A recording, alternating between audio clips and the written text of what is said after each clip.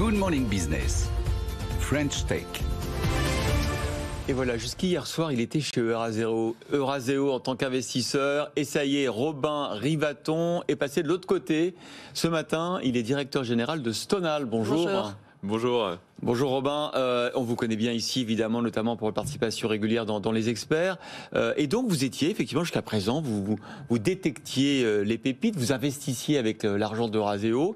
Et là, vous avez décidé donc de franchir le cap et de devenir le directeur général d'une belle start-up qui a été créée par Michel Tolila, qui en est aujourd'hui le président et cofondateur toujours bien évidemment.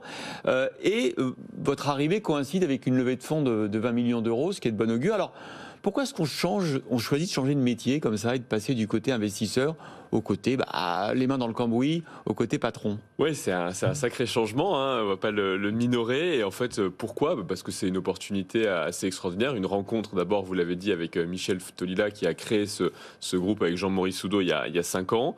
Ensuite, une opportunité business, au sens où on aide les grands propriétaires d'actifs à participer à la transition environnementale et à améliorer leur performance. Et aujourd'hui, c'est quelque chose qui est extrêmement actuel.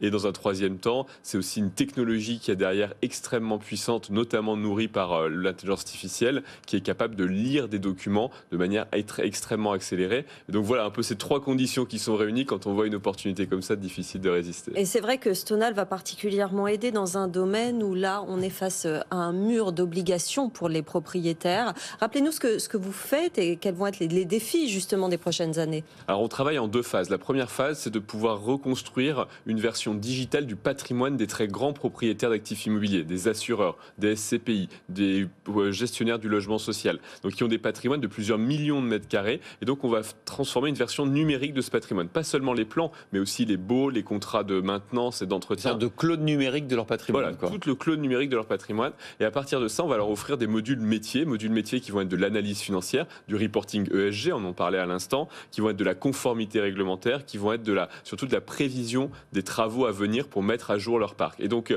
ces outils-là, c'est ce qu'on fait. Et comment on le fait ? Pour lire, c'est un document, c'est 4000 un bâtiment, pardon, c'est 4000 documents. Donc, s'il y a 10 ans, il aurait fallu des centaines d'heures de travail humain pour les lire. Aujourd'hui, l'intelligence artificielle permet de les lire en quelques minutes. Et c'est ça la différence. Et donc, on est capable de faire cette numérisation de manière extrêmement rapide et ensuite de leur donner des outils. Sortir ensuite les missions leur donner des aides, des outils qui vont aider les gestionnaires au quotidien à, par exemple, cibler quel bâtiment. J'ai un parc de 10 000 bâtiments, lequel je dois prioriser pour demain faire ma transition environnementale et réduire l'empreinte carbone de mon parc. C'est forcément dans cette optique-là, dans l'optique de la transition, ou c'est plus généralement l'entretien et l'amélioration du patrimoine ? C'est la performance opérationnelle du bâtiment qui va comprendre évidemment la dimension environnementale qui est un facteur très puissant. Énergétique forcément. Mais aussi les coûts de maintenance qui vont être le conformité réglementaire. Aujourd'hui, si par exemple malheureusement un ascenseur casse chez vous et que quelqu'un est dans l'ascenseur, c'est la responsabilité pénale du propriétaire qui va être engagée. Nous, on s'assure que tout le parc de l'immobilier a une conformité réglementaire qui est toujours à jour. Donc on voit bien que c'est tout un cas d'usage qui va au-delà de la performance environnementale. Vous levez 20 millions, on l'a dit, et vous allez énormément recruter dans les mois qui viennent. Vous allez recruter quel type de profil justement pour cette tâche ? Oui, donc on a la chance de lever 20 millions avec Raise Investissement, le fonds de Clara Guémard et de Gonzague de Blinière. Aujourd'hui, on a 120 personnes, dont 40. Quand même, déjà. C'est pas mal, hein. Donc 40 dans la tech et vraiment avec une très forte dimension IA. On va recruter 50 personnes. Une quinzaine en commercial, une quinzaine sur la tech et l'IA, et puis une trentaine dans cette mission de digitalisation du patrimoine qui nécessite aussi encore un petit peu d'humain. Alors, beau développement pour cette entreprise depuis plusieurs années, avec à peu près 130 gros clients, propriétaires et gestionnaires d'actifs, 10 millions d'euros de chiffre d'affaires, sauf que votre ambition, votre feuille de route, vous l'avez acceptée, hein. C'est quand même 100 millions, donc c'est x10 quand même. Comment on fait pour passer de 10 à 100 ?